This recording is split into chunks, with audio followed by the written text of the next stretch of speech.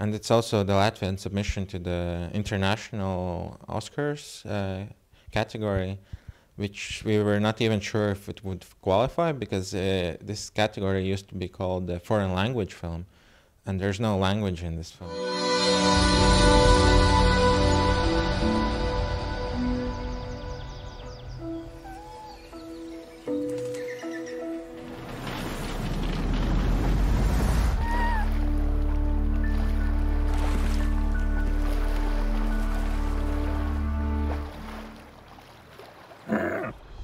Are we following the same cat we saw in Away?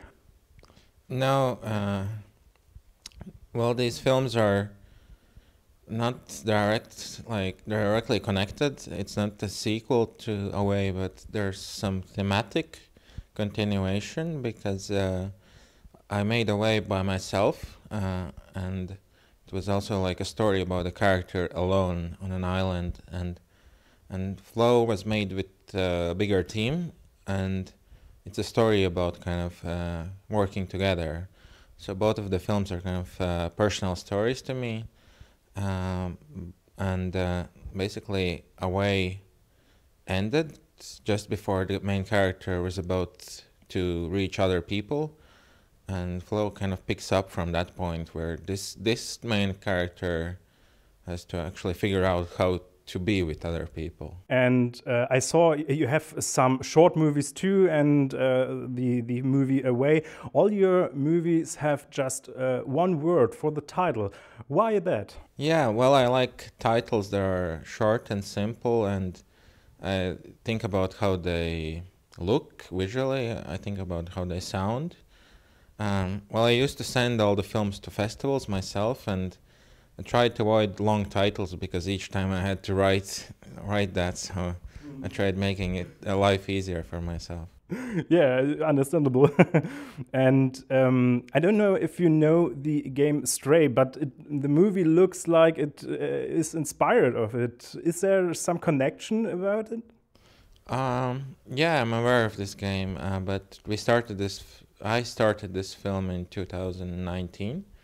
That was before that game had come out, so all the story was really like settled and finished before I had a chance to play that game. But okay, but you see the similarity too, yeah. yeah, but Stray is set in this cyberpunkish world, and there's like these robots, and they speak in their language, but Flow is more set in nature, and there are no like speaking characters, so I guess that's different. And I know the basis of animation is that areas like triangles are joined together to a mesh, and yeah, smaller and smaller areas are used for ever more precise animations. In Flow, it looks, as you can always recognize these areas, and therefore the animations looks a bit more rudimentary. Is this simply a stylistic device, or, for example, for lower costs? And of course, I would like to add that Flow is much more detailed than Away. So perhaps this is simply a personal development for you? I don't think we really see the polygons in Flow. We don't see that kind of look. I wanted to have this stylized look where rather than like rendering everything in this hyper-real style as we see most animated films, I wasn't interested in that. I feel like we've seen that so many times, and I rather wanted to kind of create a more painterly style, so we see some brush strokes and we only put detail where it's necessary. So that's another kind of technique which I can use very deliberately, kind of guiding the audience where to look by kind of choosing which parts are detailed and which parts are not. And I think these characters can look more appealing when there's less detail. We can kind of project our own experiences on these images. We see our own cat in this character because it's kind of somewhat abstracted or stylized, and we kind of fill out these gaps with our own experiences. So yeah, it was, I guess, a conscious decision making it look like that. So do you have an own cat? Currently, I don't have a cat, but I had a cat when I was in high school, and that was an inspiration to a short film I made about a cat who's afraid of water. And later, I decided to revisit this premise and make a feature. But I also had two dogs, which are inspiration for the main dog character in this film as well. Okay. And the other animals, do you have any inspirations for them? They're not, unfortunately, I never had a pet capybara or a pet lemur. But yeah, well, basically, I wanted each of these characters to be kind of relatable. I think there are no antagonists in the film. So even though the characters are kind of flawed, I wanted it for the audience to understand why they're doing what they do. And they're all kind of looking for a connection with others. They're looking for a place they belong. So they were kind of picked based on that theme. And each of them had to be very distinctive. The look, the silhouette, they had to like be very different, but also the sounds that they make, their voices. Yeah, I knew that there should be like some conflict between them. That's like the main part of the story. So most of them are fighting all the time or kind of arguing, and there's just the only one that's kind of at peace all the time is Capybara. I've seen some images and videos where they seem to like be very friendly with everyone, and I thought it would be both a funny character to have, but also can be kind of profound, that it's always chill and relaxed, even at the face of all these crazy situations.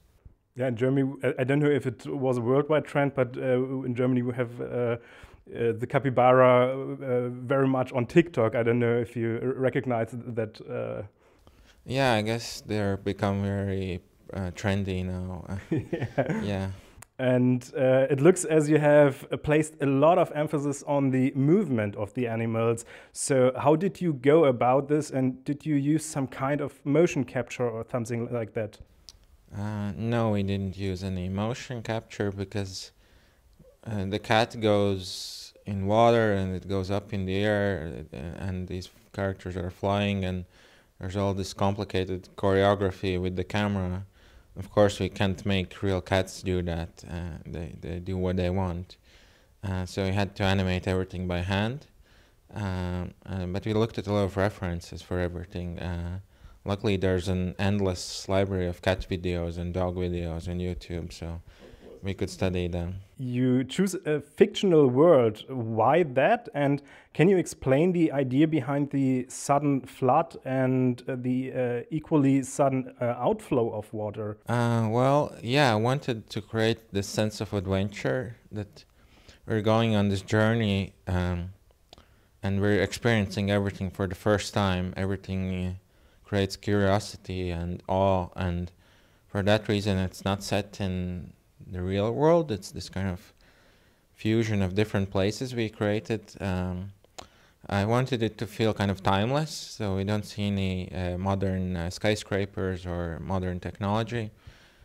So it could be set in any time. Hopefully then it will kind of also be fresh in the future. But also because we create everything for this film, we can design everything specifically for the needs of the story. We're not constrained by kind of real places. And these environments are a huge part of the storytelling. They're not just decoration. They're helping me to convey what's happening inside these characters' heads. So that was a huge part. And we're experiencing the story through the cat's point of view. My goal was to make you feel like you are the cat in the film. It's like a very subjective experience. And the cat wouldn't know where the flood came from. And I wasn't interested in kind of spending long kind of expository scene of kind of explaining the backstory of everything. I just wanted to focus on the characters and let you kind of experience everything through their eyes. So yeah, my focus was on the characters, but I did want to leave some clues for the audience and let them try to figure it out themselves. What might have happened before, what might happen next. But I think you have to pay attention to these things which are somewhere in the background. And I like that when you actually have to pay attention. I think most people want to do that. And then you become more engaged and you have to like actively participate in the storytelling. And I think that's a lot more interesting to tell these stories visually than just like give a long monologue explaining everything. Absolutely, yeah. And while watching the movie, I noticed parallels to like Noah's Ark and, of course, Life of Pi a bit. And did you draw inspiration from other movies or religious and cultural aspects? Well, in terms of Noah's Ark, it wasn't really conscious. I just wanted to make a film about cat who's afraid of water because I think it's a very universally understood idea that cats don't like water because we don't have dialogue in this film. So we have to kind of use things that are very clear visually. And actually I made this short film inspired by my cat in high school before the film Life of Pi came out. I had read the book though, so I guess it's inspired by the book, which conjured some images in my head, but I made the short film before the film came out, so it wasn't like a direct inspiration. Yeah, so it's an animated film flow, but I would say it's more inspired by live action films than animation. Although I'm a huge fan of Miyazaki and Ghibli, but in terms of the camera movement, I'm inspired by Alfonso Cuarón. Of course, he's known for the long takes, but not just that. It's also these multiple kind of stories happening within the frame. It's not just a standard coverage where you have close up, wide shot, and I'm interested in kind of telling stories in a very kind of, every shot should be very specific to that moment. It shouldn't just follow a formula. And I like in some of his work, there's like this, different meaning in the foreground and the background, and they create another story, like this juxtaposition of these multiple things. And I wanted to have these wide-angle lenses and very wide shots, so the audience can kind of look around themselves and consider what to look at and what to pay attention. So wanted to see the background and the foreground within the same frame. So I wanted that imperfect camera, that it has these handheld movements, which of course in animation, nothing is just random, everything is there for a reason. So we had to like really pay attention to make it look like, my goal was to make it look like it's kind of discovered. We're not constructing these things, it's kind of spontaneous, and it should be kind of, I think it makes it more grounded and immersive when you have these imperfections, especially in animation where everything can be so perfect and clean. I like to kind of mess it up a little bit. What a great answer, thank you. And you said it before, you didn't use any language in this movie, like in a way too, I think, and I don't know, maybe in your short films too? Yes, I've never had any dialogue in any of the films I've done, and I think I'm a very visually kind of minded person. I remember images from films more than dialogues. I don't remember any like famous dialogue catchphrases but I remember images and the emotions they evoke. And so I've been asked if it's really challenging telling stories with no words, but to me I think telling stories with dialogue would be a bigger challenge. And I think when we kind of don't use dialogues, I can be more expressive with other tools of cinema, with the camera and the lighting and the editing and music and sound. I can push things a lot further and create something I feel is like pure cinema, or kind of something that's very unique to cinema, which can be done in radio or fine art or theater, which has to be seen on the big screen to kind of get that experience and you have to pay attention. So yeah, that's just the way I'm used to working. So my last question would be, I don't think your home country, Latvia, has a big film industry.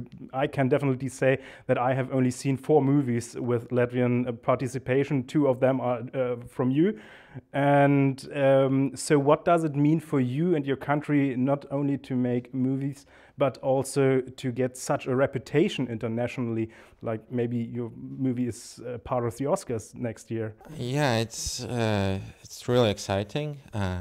I think it's exciting that nowadays, like, films can be made in places where there is not a big industry. We can make these smaller independent films which have a chance to reach a big audience.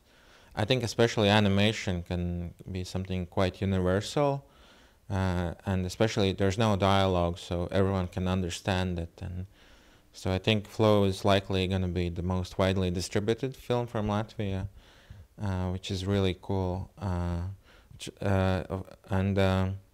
And it's also the Latvian submission to the international Oscars category, which we were not even sure if it would qualify, because this category used to be called the foreign language film, and there's no language in this film. So I like to think that it's like the language of cinema, which is another language. But hopefully, yeah, luckily I think it does qualify. So we'll see how it goes. I hope they can kind of also, yeah, maybe not many animated films are nominated there, so hopefully they can kind of give it a chance.